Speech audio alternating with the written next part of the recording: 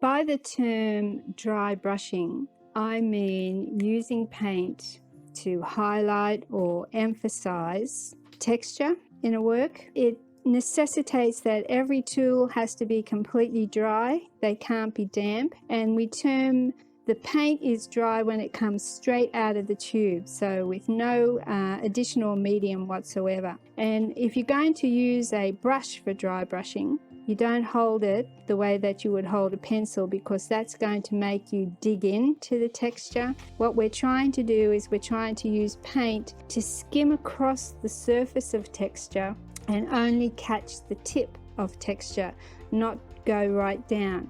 It's just sensible to say that you use something that's stiff.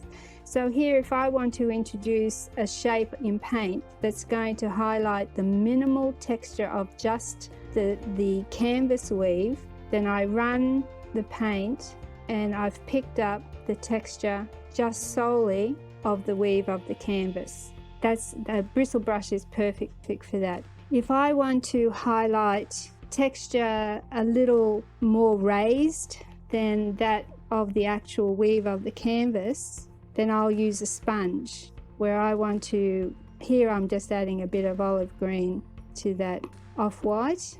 And a sponge is perfect, and not your really expensive watercolor sea sponges. You just need the synthetic sponge with more or less an even weave. You put the paint on, then you take it off. You don't want to put a great big glob on. Put the paint on, take it off, and in the same way we're just going to pick up the surface of areas of texture that are quite minimal, and it just, depending on your choice of color of course, it adds such drama and excitement to the texture that you have already placed on your canvas. So that's your bristle brush and your sponge.